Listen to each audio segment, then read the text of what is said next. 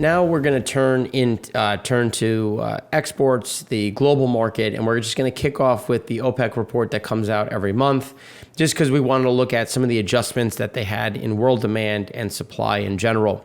So when we look at oil demand, and this is just looking at 2021, you can see that they took down again Q1, even though Q1 already happened, because there's always some of these adjustments as more data rolls through. You can see they took it down 140,000 barrels. And now when you look at Q2, they took it down 300,000 barrels. And when you think about what is driving that, obviously it's Asia. Now, how quickly does Asia come back? How quickly do we see some of these reversals is always what's up for debate. And that's the one that we continue to see impacting, because this is not something that's going to go away quickly. There's always going to be that reverberating capacity, especially when you don't have vaccines, to help slow down some of that spread, which is why I think Q2 is going to continue to move lower. And then when you think about the net in general, so if you look at 2021, in total, they're keeping it the same. And the reason why they're doing that is they're taking the demand out of Q1, Q2, and putting it into Q3 and Q4. Now, that's where we tend to differ in terms of what some of that demand is going to look like. It's a long year. We're talking about the future, so we're going to interpret things a bit differently in general. So it's always going to be, what is coming back to normal. So just to give you an example, American Air expects to fly at 85 to 90% of 2019 capacity by July. So they're expecting to put more planes back in the air faster than expected, which is going to help pull through Q3 and then obviously Q4. So those are the types of headlines that we continue to see. It's just, what is the consumer going to do, and will they have that capacity to bring those flights back? Indian Oil has reduced average crude processing rates at its plants to just below 85%. As the nation's biggest refiner steps in to manage, there is a lot of supply that is now in the fuel side that will end up either being exported or result in longer run cuts. And this is where you can't run more crude if you have nowhere to store the end product, because it's always going to go into storage. You're never going to take it from the refiner and immediately push it into the market. There's always this delayed time, and that's where you have to get some of that capacity. So even when COVID is no longer an issue in India, it doesn't mean that you're going to get a huge increase or an immediate increase in oil demand. There's going to be that lag time as they try to normalize some of that product, not only just the product side, but because demand is so low and the export market remains fairly saturated on the product side. Colonial is obviously helping that. That is going to leave some of that demand in general. Now, China's crude oil imports dropped to 40.35 million tons last month, or 9.86 million barrels a day, which is the lowest level since December. When you think about April. So April came down, and now when you look at China, this is why we keep talking about what is actual demand in China, because they continue to go after the teapots. They continue to talk about, they're breaching some of their levels, which is why we continue to see some of this pressure on the Asian markets. Caspian CPC blend crude loadings for the month are set at 5.1 million tons. And again, as we've been talking about, this is pushing to a high, but we'll talk about that in a bit more in the next segment. Later on in the segment, some of the biggest shifts when we look at oil production coming out of OPEC, when you look at the shifts in general, you can see Iran continues to move up. And when we look at China, they've been buying less of their normal as they're taking down more Iranian crude. And now Nigeria continues to push higher.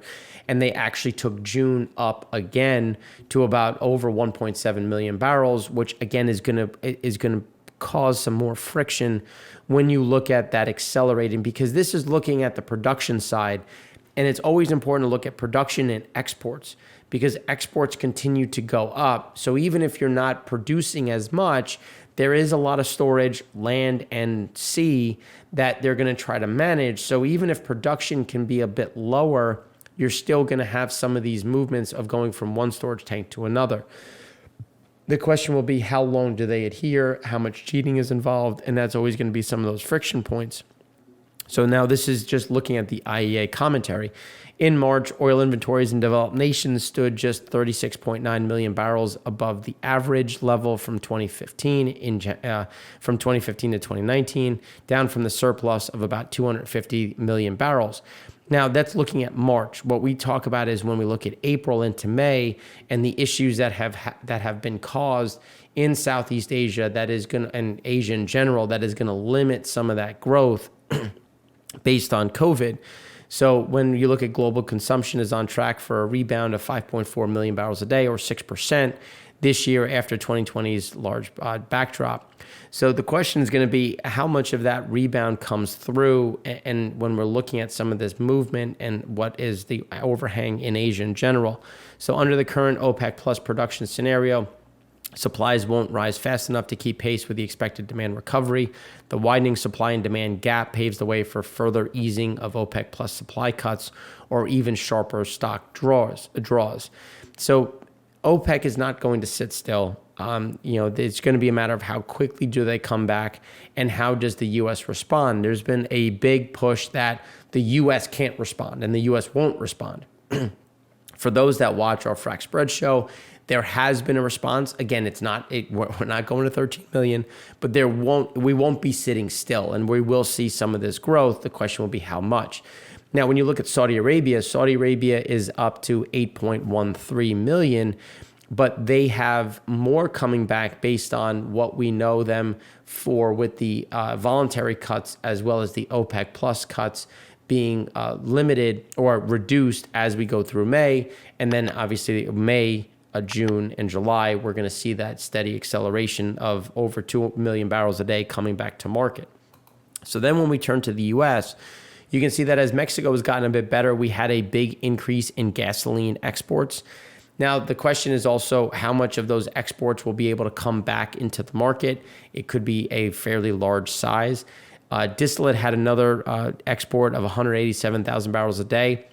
Now, there's always timing, and because there was that huge end of month push to get the crude oil exports filed and out into the market because you have a window to do it in.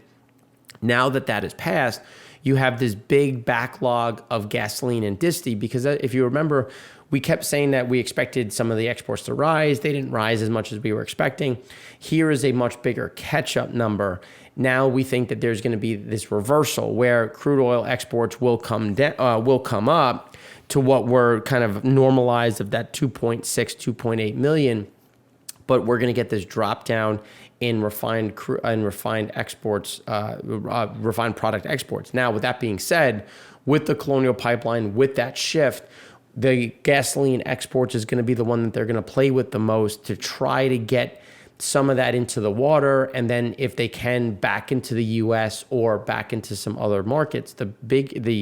The overarching issue remains that backfill as Southeast Asia pushes more. I shouldn't say that as all of Asia pushes more product into the water, which is creating this backdrop. So that's going to keep a lid on disti, jet, all of those export levels. Propane was up 465,000 barrels a day, 475,000 above the 5-year average. This is what we were expecting, this big surge, because there was that abnormal drop, and now we get a big surge up. So there's going to be some normalcy in general, because there's timing, there's restrictions, there's paperwork, there's a lot of things that can get in the way of some of that normal. So we get some of these flips back and forth. Now, European arrivals of clean product from India, from Asia, has accelerated. Now, the question is going to be how much of that actually goes there, how much of that comes here. But we should see Europe pulling down more product, which will help our distillate exports over the longer term, just because as Europe starts to reopen a bit, you start to get some more normalcy. They're going to need more gas oil. That'll be a net positive for the disti side. While our exports there's just not all that much there for demand for our crude, based on what is happening in the market in general, which we'll talk about in a few more minutes. So when we look at gasoline here, you can see so we normally get a spike, or I shouldn't say that. We don't normally do, because if you look at the 5-year, it's usually down. But we have gotten spikes like this before.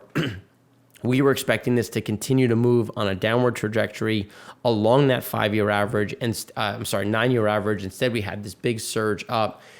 How much of that was done ahead of Colonial to get in front of it? Again, Mexico is pulling down a lot still. So just based on this, it will come down. The question is going to be, how much does it come down, or how much of it is going to be recognized at exports? But it's just because they're trying to get it in the water ahead of moving into pad 1. Distillate is back above the 9-year average. It's coming to close to pretty much the high of 2021. This is one that we think is going to roll back over. Again, some of that pent-up demand, because we expected that when we had this bigger move down lower, we thought we were going to come back up to the 5-year average 2 weeks ago. And instead, we had some of this disruption, which obviously has now corrected itself. When we look at crude here, you can see that big drop off after that big surge into the month end. We were expecting to come back into our target of that lower level of that 2.5, 2.6 to start to get back to that normal of 2.6, 2.8 range. Instead, we got that big surge to the downside, which is kind of flatlined. Now we think we'll start to see this creep back higher and move back within that range. When we look at propane, as we were saying, we were expecting to see that spike. It's always tough to understand how quickly, how much it will see that spike. Here you can see it's back up to a seasonally adjusted high. It's obviously still below that 2021 level, but still at a level that we're seeing an acceleration. And it just based on the demand in the market, we're not going to see that stop anytime soon, over, just based on the demand cycles and how this is moving through the system overall. So then when we look at crude in the European markets, you can see that we had another seasonally, a counter-seasonal build is what I'm looking for, is the word I'm looking for. Build by about 259,000 barrels. That's one where, again, you're seeing this push up. So typically you start to see that drop down. Instead, we continue to see these steady builds coming into Europe. You're coming off the water, so we're seeing more going from offshore to onshore. And some of these builds will start to get drawn down as the work that has been well telegraphed into June on the North Sea starts to come through. That'll limit some of that supply, which will pull some of this down. And then obviously you have more activity within Europe, which will accelerate some of activity for the refiners. But again, that's going to happen over the next few weeks. In the meantime, we expect to see these builds continue. Again, rate of change is going to be more flattish in terms of just, we're not going to see this massive acceleration, but continuing to see some of this steady moves overall. Now, when we look at loading schedules and exports in general, we just want to look at what has been announced so far. So this is a slightly dated just because it hasn't updated with Nigeria. So Nigeria's loadings are set to climb by 9% next month. By next month, I'm talking June. The nation's light sweet crude has struggled in recent weeks amid the slump in India's buying. And then when we look at what the EIA has said, the agency also said West African crude differentials have been hampered by a weak Dubai price. Nigeria's crude exports, now looking at June, Nigeria's crude exports are set to go to 1.762 million from, as you can see, from the May number that we have here of 1.619. So again, we're going to get that shift up. And this is coming right at the time where they continue to struggle to sell May cargoes and June cargoes. So they're increasing exports in the face of lower demand. I think the hope that they have is that they're going to be able to compete against the Middle East, get some of those numbers to pull, and India to pull down some additional capacity. We still haven't seen them come to market. They still remain trying to manage what they already purchased, because if you remember, in April, they pulled down a lot of crude as we went through March and April. So when you look at the IEA numbers and you look at OPEC numbers, where you have a lot of these data points showing that, oh, things got a lot better in March and April, a lot of that was India, or a large part of that was India, and they're now gone for now. So the question will be, how much do we see that weigh into the future in general? Now, Libya has taken down some of their exports, so we were expecting them to get to about 1.1 for May. Instead, they're going to stay right around this million barrel a day level, which is a slight positive for the area, because we've seen some of the Urals into that region come off the lows. The lows were anywhere between 275 to 240, depending on grade and location. Now it's close to $2 to $1.75 below, which again is some of those benefits. Now the CPC blend loading is going to rise to the 13-month highs in June, which again was pushing more in general. Hess moved Suezmax of Liza crude to Europe again, so we're going to see some of that moving through. Caspian CPC blend for next month are set at again that 5.1 million. That equates. So then when we look to Europe, Vital bid troll for June 9th to 11th at 85 cents more than dated Brent, which is below the dollar that we've seen. So remember, we saw this huge surge of buying that helped bid up some of the European crudes, and now we're starting to see some of these slowdowns in general as some of that backs out. Now, Iraq reduced crude pricing for oil grades for sale to Asia and Europe in June, raised pricing for the U.S. They're also looking to sell a slug of SOMO. And the question is going to be, how much can they get for that, and what kind of discount are we seeing? Because when we look at Urals, so Urals are sold so far for anywhere from $1.85 below dated Brent to $1.70.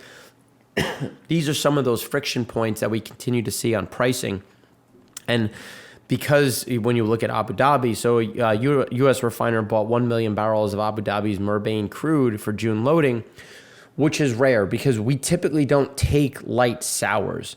So to give you an idea of how weak some of these margins are in the market, what is a refiner trying to do? They're trying to create an arbitrage. They're trying to create and take in the cheapest feedstock possible to create product and capture the difference. So they need the differential on the crude side. So they want to get the cheapest oil.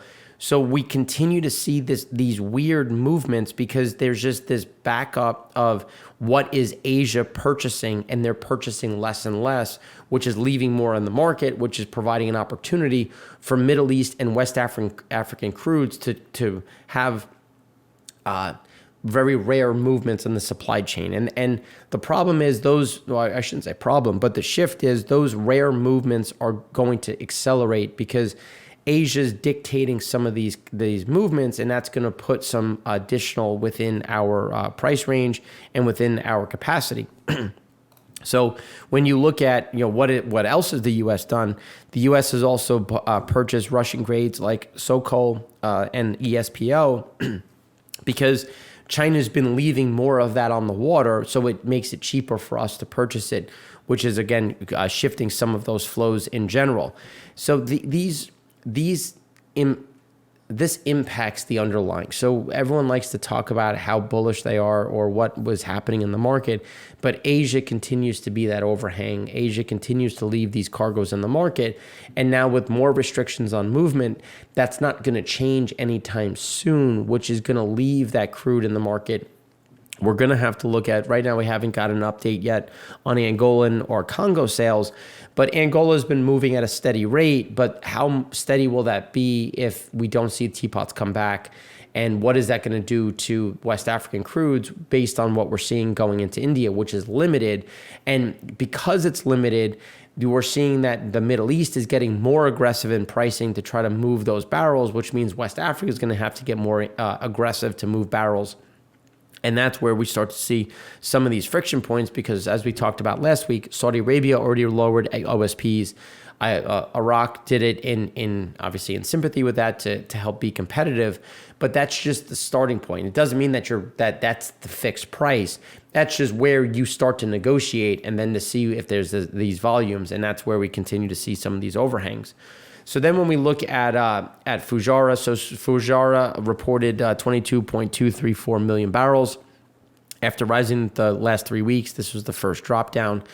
The drop was driven by, so light distillates fell 229,000 barrels, which was a draw of 4.3%, which is the lowest since October of 2020. The East of Suez gasoline market remained mostly stable, even though we've had, obviously, the COVID-19. But one of the inflection points that we're starting to see is India, higher infection rates, and then restrictions increasing Malaysia, Singapore, Thailand, and Vietnam. That's going to, again, cap some of those flows, which will actually reverse and come the other way. So the question is going to be how much of it stays in Fujairah or continues, because we also had, obviously, the Middle East send more into the Atlantic Basin, which is why we saw, as for those that watch us, weekly, one of the things that I said last week was it didn't make much sense to continue to see these light distillates coming down. Like, I don't understand where it's happening. And clearly you had a big surge coming to the U.S. that was announced about 2 weeks ago. So then when we look over and we look at the Middle East gasoline demand is expected to rise 1.59 million, because as the Eid festivals commence, as the end of Ramadan happens, you'll start to see a bit more movements, a bit more activity, which will consume more within the region.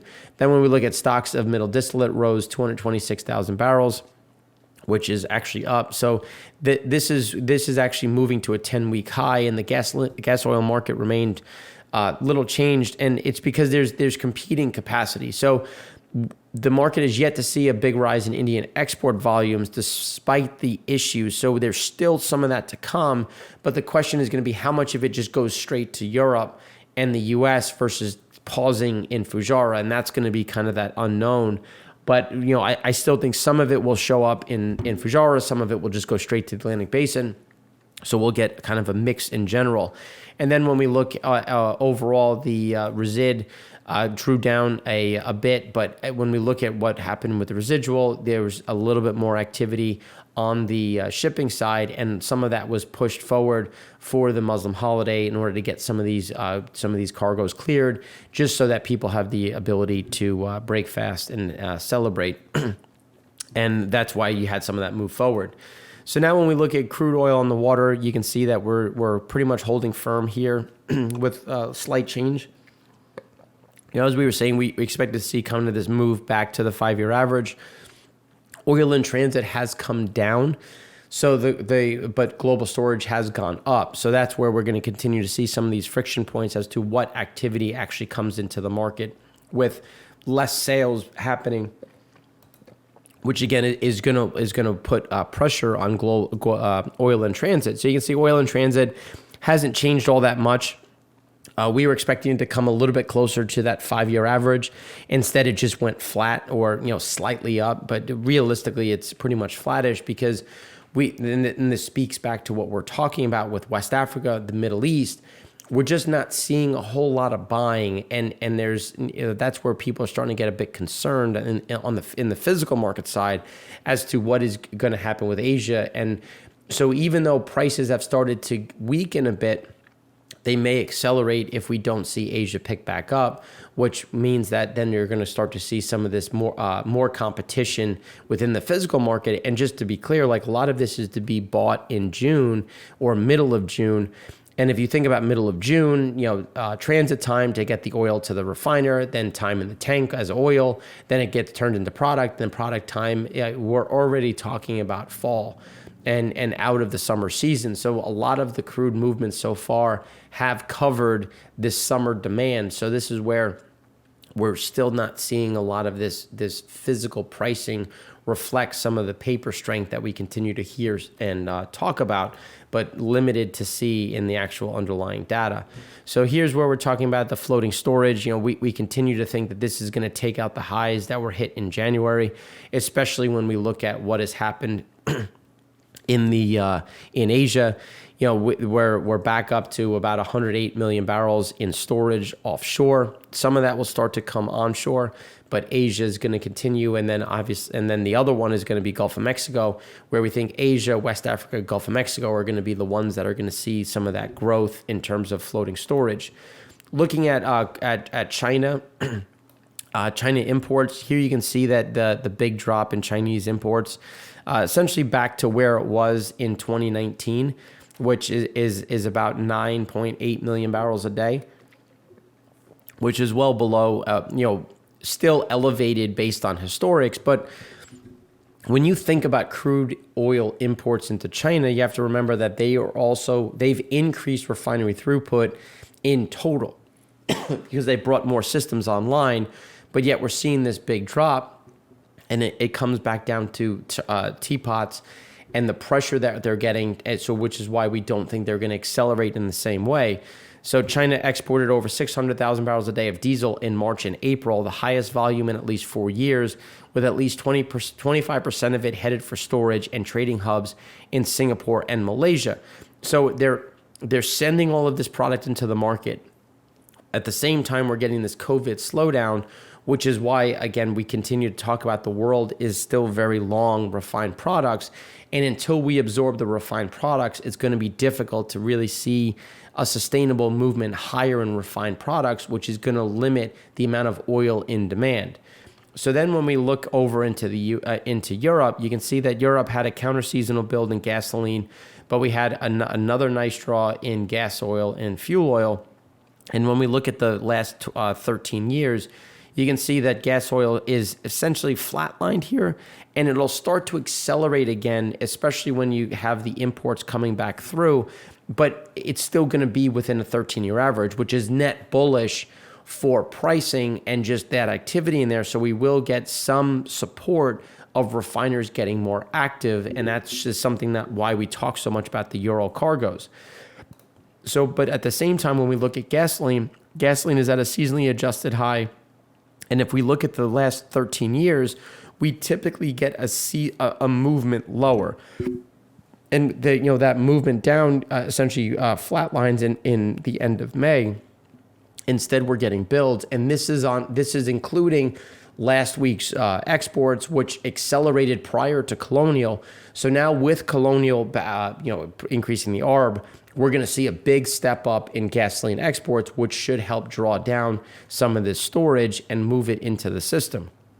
But one of the things that will continue to be used is fuel oil, as fuel oil is being cracked to create a different type of product.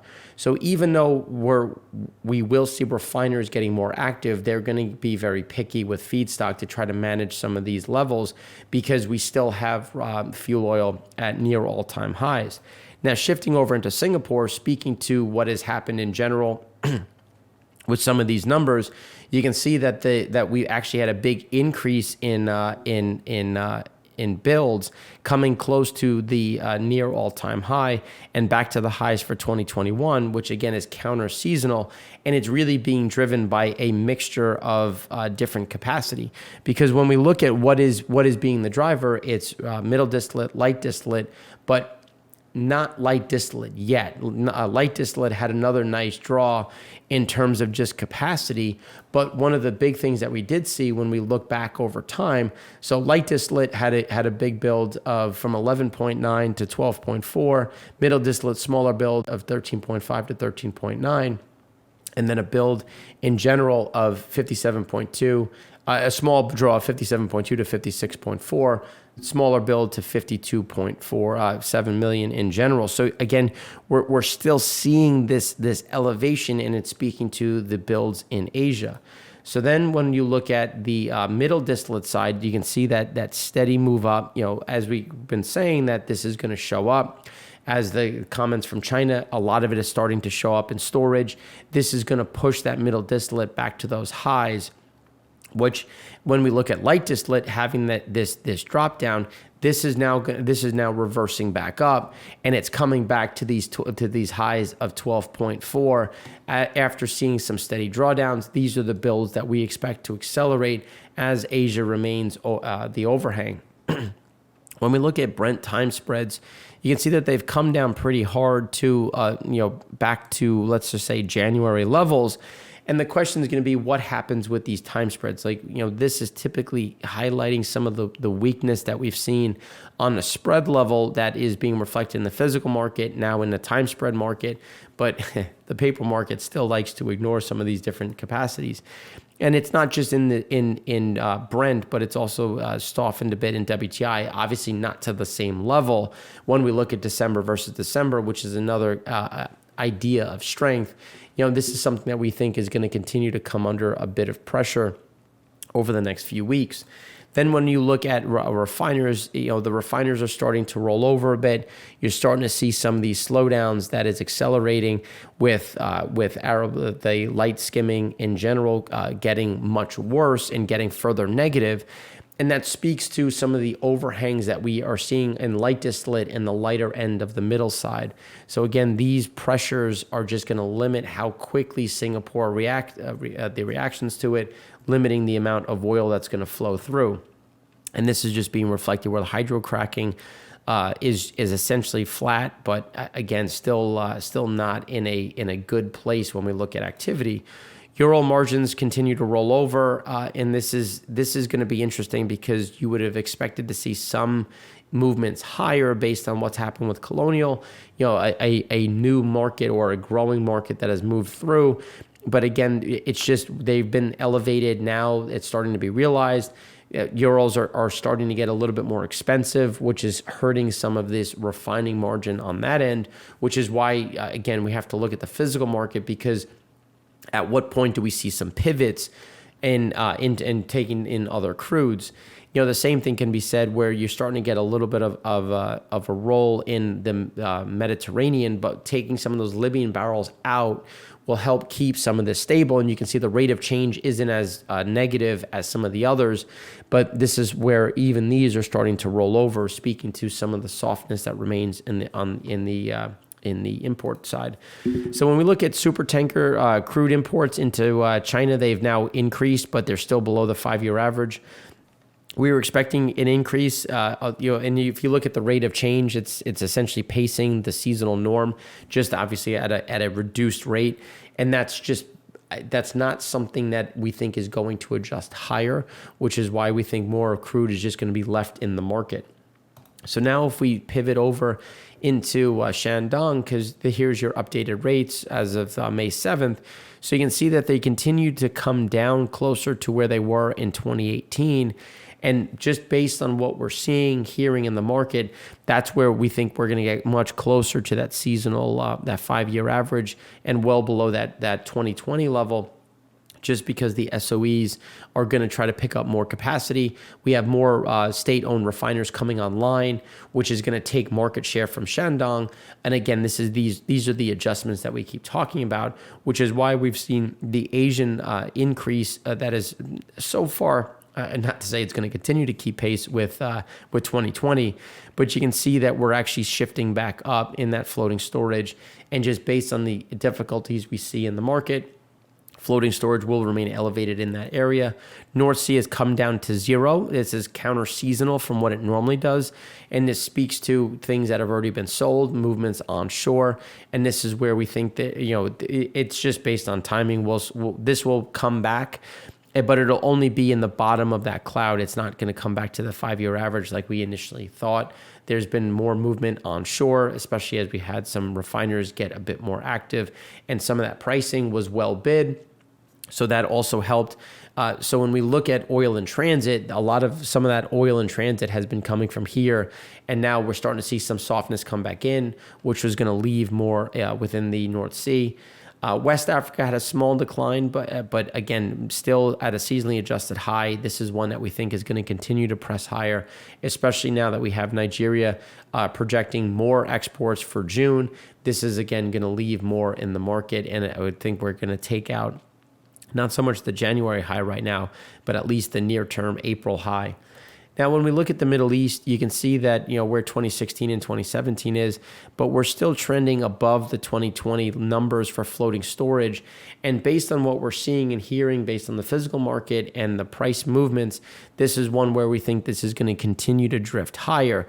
Not aggressively, but this, as we've been saying, there's going to be some steady builds, and we think we take out that March high.